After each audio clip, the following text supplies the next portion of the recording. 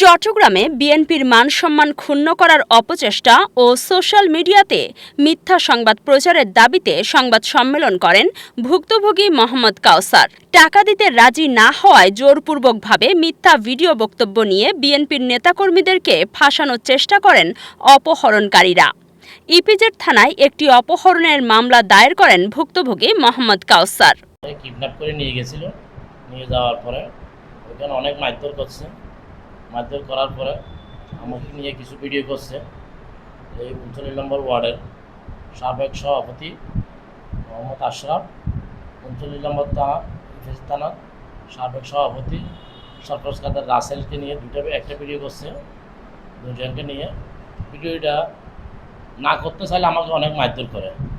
আমার জীবন রক্ষার কারণে আমি ওনাদের বর্ণনা যেটা আমাকে দিয়ে করাইছে, ওরা লিখিত হলে রেখে আমাকে দিয়ে এটা করাইছে, এটা আমার বর্ণনা না, এটা হচ্ছে তো ওনার বর্ণনা।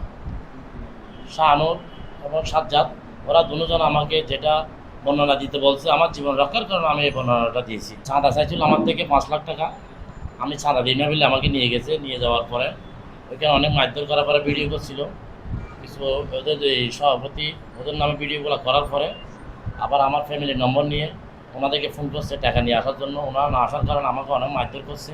প্রশাসন ঘটনাস্থলে নিয়ে অনেকক্ষণ পর প্রশাসন ঘটনাস্থলে গিয়ে ওদেরকে সব একসাথে আমাকে উদ্ধার করছে। আগামী নির্বাচনকে সামনে রেখে চট্টগ্রামের ইপিজেড থানা এলাকায় কাউসার নামে এক ব্যক্তিকে অপহরণ করে 5 লক্ষ টাকা চাঁদা দাবি ও সোশ্যাল মিডিয়াতে উল্টো মিথ্যা সংবাদ প্রচার করেন অপহরণকারীরা।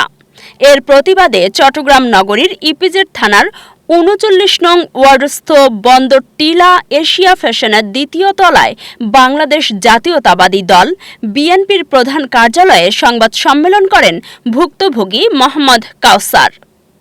20 জুলাই বিকেল 5:30টার সময় সংবাদ সম্মেলনের আয়োজন করা হয়।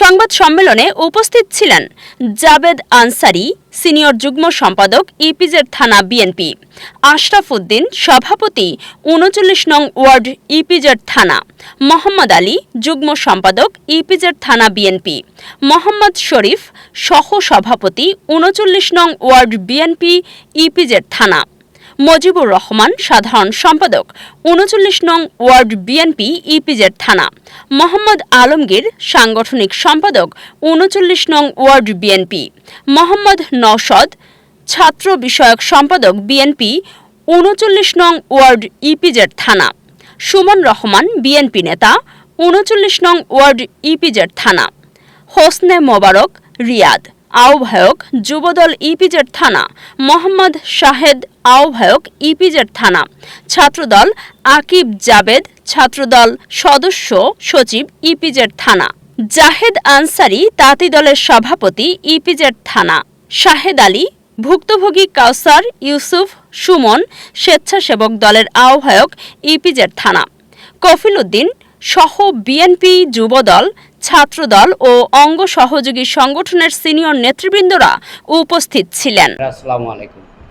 আমরা আজকে এই একত্রিত হয়েছি বাংলাদেশ জাতীয়তাবাদী দল ইপিজেড থানা বিএনপির একজন সভাপতি, সাবেক সফল কাউন্সিলর জনাব সরফরাজ কাদের রাসেল, 39 নং ওয়ার্ড বিএনপির সাবেক সভাপতি এবং কর্মী বান্ধব একজন নেতা জনাব আশরাফ উদ্দিন ভাইয়ের বিরুদ্ধে মিথ্যা সংবাদের বিরুদ্ধে আমাদের আজকের এই প্রতিবাদ। কতিপয় কিছু স্বার্থান্বেষী মহল ইপিজেড থানা বিএনপির সাবেক সফল সভাপতি ও 39 নং ওয়ার্ড বিএনপির সাবেক কাউন্সিলর জনাব সরফরাজ কাদের রাসেল এবং 39 নং ওয়ার্ড বিএনপির সাবেক সফল সভাপতি জনাব আশরাফ উদ্দিনের বিরুদ্ধে জোরপূর্বক আমাদের অত্র এলাকার 9 নম্বর ঘাট সংলগ্ন এলাকার একজন ব্যবসায়ী, যিনি সিমন হোস্টেলে ব্যবসায়ী দোকানদারি করে, ওখান থেকে ওনাকে অপহরণ করে জোরপূর্বক জবানবন্দি নিয়ে তাকে মারধর করে, অপর্যুপরি মারধর করে এবং মিথ্যা স্বীকারোক্তি নিয়ে তার থেকে বিভ্রান্তমূলক তথ্য নিয়ে সোশ্যাল মিডিয়ায় প্রকাশ করে। যেহেতু আগামী অত্র এলাকায় একটি স্থানীয় নির্বাচন, সেই নির্বাচনে অত্র এলাকার সাবেক সফল কাউন্সিলর জনাব সরফরাজ কাদের রাসেল নির্বাচন করার জন্য মনস্থির করেছেন।